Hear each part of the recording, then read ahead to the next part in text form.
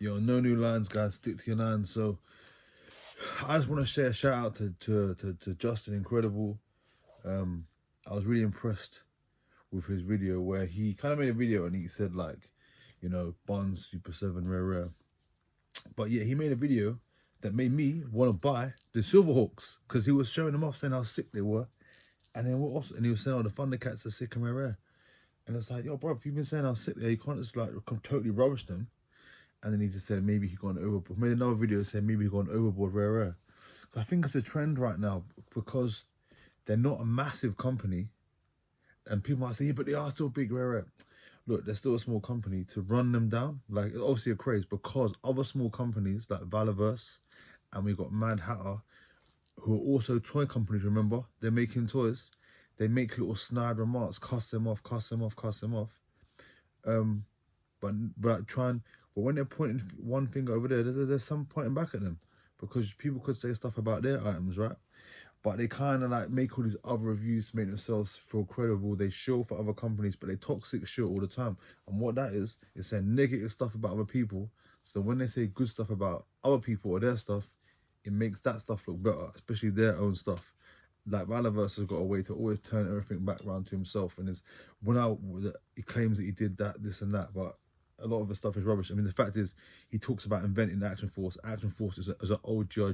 Joe brand that existed forever. He just took the name, and just carried on G.I. Joe. That's nothing new to it anyway. Shout out to Justin Incredible.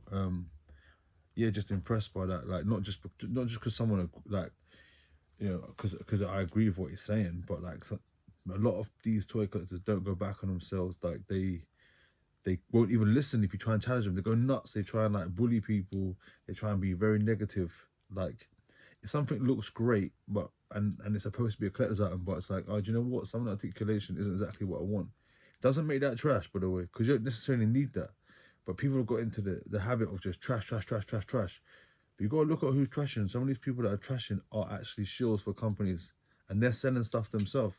I like other collectors like who just big up stuff and like get excited, like when Justice like looking at Silverhawks. I want to buy the damn Silverhawks now. And in the UK, we never even got that show. I don't even know what the hell it is. But I'm thinking, yo, Back Metal, what? Who? Like, I'm getting this thing. Anyway, like I want to get into politics of this thing, but obviously, part of collecting figures and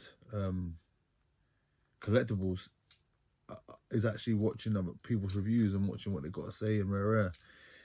And what's annoying is it's getting a bit like the news. You have to discern who's actually honest and it's like their gut feelings, and who is actually shilling and who is trying to create this false narrative. It's good that you got a company that makes a smaller run but can make weird stuff like Jay Dilla, like Biggie, like print like an NPC toy. Like, that's why I rate Super 7. Also, their Thundercats line is dope. I'm happy that it's in the same as Motu Classics, like the design, the bucks and everything, and the articulation. That's how I like it. It's continue because to me, they invented the almost line. Like the whole and the extra heads and the hands, and they popularized it in quite a big way. But yeah, anyway, shout outs to that. I thought that is impressive. People don't usually do that.